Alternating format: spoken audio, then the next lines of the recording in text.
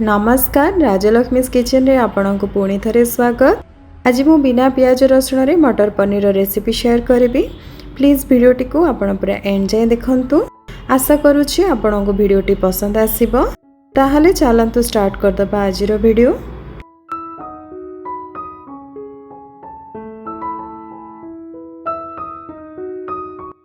एई recipe को बनेवा पई मु एठी 200 ग्राम फ्रेश सॉफ्ट पनीर नेछि। ताकू एमिति छोटो पीस रे क्यूब शेप रे काटी नबा।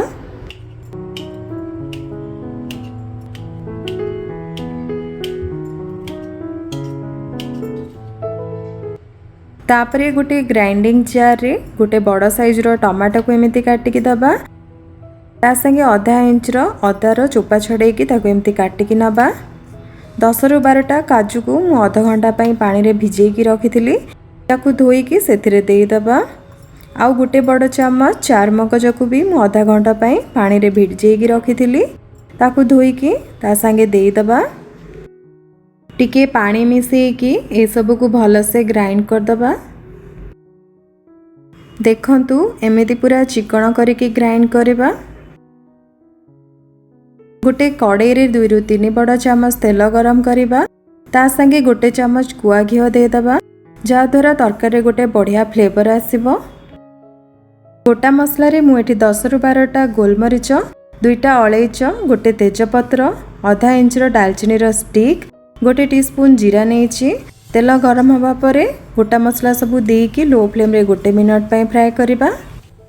तापरे सेथरे हमें बाटिकी रखिबा पेस्ट को दे दबा। कड़ाई रे न लागिबा पय टिके पानी देकी मिक्स करबा। नेक्स्ट सेथरे स्वाद अनुसार लूण, आधा चम्मच हळदी पाउडर, गोटे चम्मच लंका पाउडर, आधा चम्मच जीरा पाउडर और गोटे चम्मच धनिया पाउडर देकी भल से मिक्स कर दबा। गैस रो फ्लेम को लो मीडियम हीट रे रखिकी आउ 5 रु 7 मिनट पई मसला को एमिति कसिबा। 5 मिनट परे आपण देखि परिबे मसला कसी हेकी तेल एमिति ऊपर को आसीबा स्टार्ट हबो।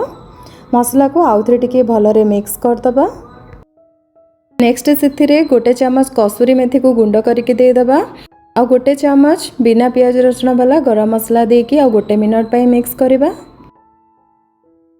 तापरे सेथिरे काटिकी रखिथिबा पनीर क्यूब्स आ आधा कप सिजा मटर दे दबा। मु एठी मटर को 5 मिनट पई पानी रे टिके लूण देकी सिजेई नेछि। मटर दबा परे सब को भल रे मिक्स कर दबा। पनीर रे मसला रो फ्लेवर आसीबा पई आ 2 मिनट पई एमती छाडी दबा। 2 मिनट परे आ बेसी मिक्स करबानी। ए टाइम रे पनीर पूरा सॉफ्ट थिबो तो बेसी मिक्स करले गुंड हो जाय पारे। तापरे सेथिरे गोटे आ आधा कप गरम पानी देकी हल्का मिक्स कर दबा। कड़ाई साइड रे लागिथिबा मसला को एमिति काढिकी भल रे मिक्स कर दबा। कवर करिकी मीडियम हीट रे आ 5 मिनट पई छाडी दबा। 5 मिनट परे देखंतु ग्रेवी बहलिया हे आसलानी। याको बेसी टाइम पई कुक करबानी। ठंडा हे गले ग्रेवीटा आहुरी बहलिया हे जिवो। तापरे सेथिरे किछि फ्रेश कटा धनिया पत्र देकी भल रे मिक्स कर दबा। तापरे गैस को ऑफ कर दबा। देखंतु हमर सुपर टेस्टी मटर पनीर प्रस्तुत हो जाइछि। बहुत ही टेस्टी देखा होछि, कलर भी बहुत बढ़िया देखा होछि। को आपण प्लेन राइस, पराठा, रोटी, पूरी संगे सर्व करि परिबे। आपण ए रेसिपी को निश्चय ट्राई करंतु। केमिति लागिला कमेंट सेक्शन रे लिखिकी जणांतु।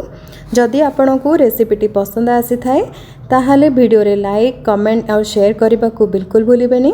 चैनल रे नुआ थिले सब्सक्राइब कर देबे और न्यू वीडियो रो नोटिफिकेशन प्रथमे पाइबा पई पाखरे थिबा बेल आइकन को प्रेस करबा को बिल्कुल भूलिबेनी। पुणी देखा हेबो आ गोटे रेसिपी संगे। रहुची नमस्कार।